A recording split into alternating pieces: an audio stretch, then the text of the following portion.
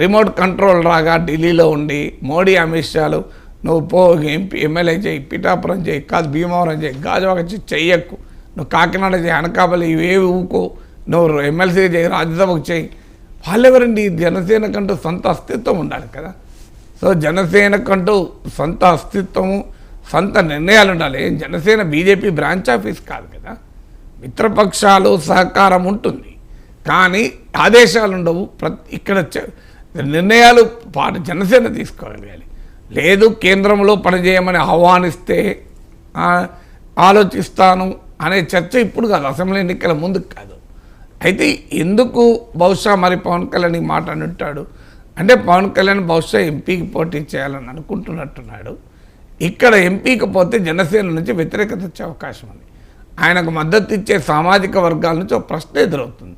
మీరు రాష్ట్రంలో ఉండి రాష్ట్రంలో ఇద్దరు వ్యక్తులు, 2 పార్టీలు, 2 కులాల మధ్య ఉన్న రాజకీయాన్ని ఛేదించి ఒక ప్రత్యామ్నాయాన్ని చూపుతామని నీపైన ఆశ పెడితే నువ్వు రాష్ట్రం వదిలేసి కేంద్రంలో క్యాబినెట్లోకి ఉంటే ఏమిటి అనే క్వశ్చన్ ముందుకు వస్తుంది. చిరంజీవి అనుభవం కూడా ఉంది. ఆయన ప్రజారాజ్యాన్ని కాంగ్రెస్లో కలిపేసి వెళ్ళి కేంద్రంలో మంత్రి అయ్యాడు. సో అందువల్ల ఈ డైమెన్షన్స్ అన్నీ కూడా పవన్ కళ్యాణ్ ఎదుర్కోవాల్సి ఉంటుంది. మీకు ఆయన పార్లమెంటుకు పోటీ చేస్తాడని చర్చ వచ్చినప్పుడే ఇలాంటి ప్రశ్నలు మనకు ఉత్పన్నమయ్యాయి, విమర్శలు కూడా వచ్చాయి. బహుశా ఆ విమర్శను తట్టుకోవడానికి నాదేం లేదయ్యా, మోడీ అమిత్ షా రమ్మన్నారు, నేను ఏం చేయాలి అని.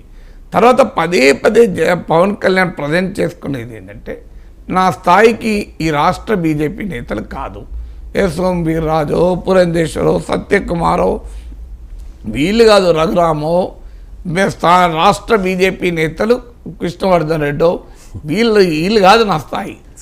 నా స్థాయి మోడీ అమిత్ షా. అందువల్ల మొదటి నుంచి కూడా మీరు గమనించండి, ఈవెన్ టీడీపీని కలుపుకోకముందు కూడా అసలు జాతీయ నాయకత్వం నాకు క్లోజ్. నేను జాతీయ నాయకత్వంతోనే మాట్లాడతా.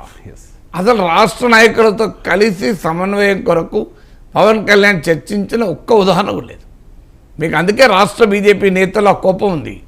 ఏమనంటే మాకు మోడీ అమిత్ షా తెలుసు అంటాడు.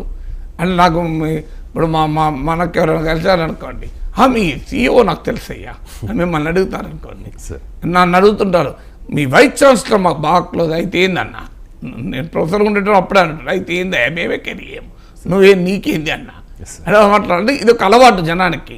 మీ ఎమ్మెల్యే మాకు బాగా క్లోజు, మీ ఎంపీ మాకు బాగా క్లోజు, అసలు నీ స్థాయి ఏంటి అనేది వాడు క్లోజ్ వీడు క్లోజ్ ఏందయ్యా, మనము టాప్లో ఉండాలి.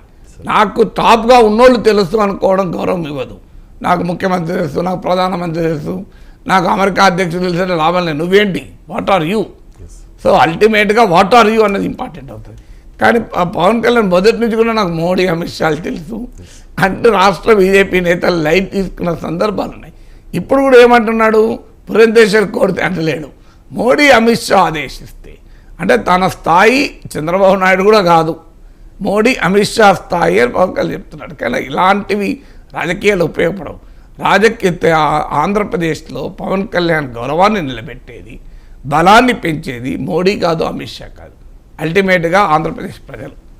ఆంధ్రప్రదేశ్ ప్రజల్లో గనక పలుకుబడి ఉంటే మోడీ అమిత్ షా అనేది బైడెన్ ట్రంప్లు కూడా గౌరవిస్తారు.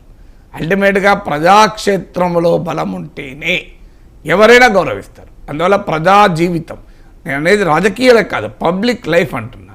ఒక జర్నలిస్టులుగా మనలాంటి వాళ్ళైనా, ఒక పొలిటికల్ లీడర్ అయినా, ఎవరైనా, ఒక ప్రభుత్వ అధికారైనా, ఒక కలెక్టర్ ఉంటాడు, ఎస్పీ ఉంటాడు, చాలా వండర్ఫుల్గా ప్రజల మేలు పొందాడు అనుకోండి, ఏ రాజకీయ నాయకుడికి తలవంచాల్సిన అవసరం లేదు. ముఖ్యమంత్రి వచ్చినా కూడా నిలబడి మాట్లాడచ్చు. ఎస్ఆర్ శంకరన్ గురించి చెప్తారు, ఆయనకు ఒక రోజు ముఖ్యమంత్రితో వివాదం వస్తే వెంటనే ఈ రాష్ట్ర కాడని వెళ్ళిపోయి త్రిపుర వెళ్ళిపోయాడు.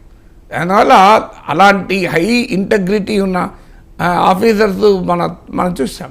అందువల్ల పబ్లిక్ లైఫ్లో ఉన్నవారు ఎవరైనా, public life is not always politics కాదు, ఎవరైనా when you are good at your work, when you are popular among your circles, నువ్వు ఎవరి ఆదేశాల కొరకు చూడాల్సిన అవసరం లేదు, వాళ్ళే నీ దగ్గరికి వస్తారు. సో అందువల్ల మీకు ఇది ప్రపంచంలో మన అనేక అనుభవాలు మనకు చెప్తున్నాయి. అందువల్ల పవన్ కళ్యాణ్ పలుకుబడి పెంచేది మోడీ అమిత్ షాని కాదు, పవన్ కళ్యాణ్ కథ, స్క్రీన్ ప్లే, మాటలు, పాటలు, దర్శకత్వం ఇవ్వాల్సింది బీజేపీ కాదు. పదే పదే మోడీ అమిత్ షాల ఆదేశాల మేరకే పనిచేస్తున్నాను అంటే అది జనసేన అస్తిత్వాన్నే దెబ్బతీసే ప్రమాదం ఉంటుంది. Right sir. అండ్ దేశవ్యాప్తంగా చాలామంది నాయకులు ఎంపీలుగా ఎంపికై ఆ తర్వాత సీఎంలుగా అయ్యారు సార్.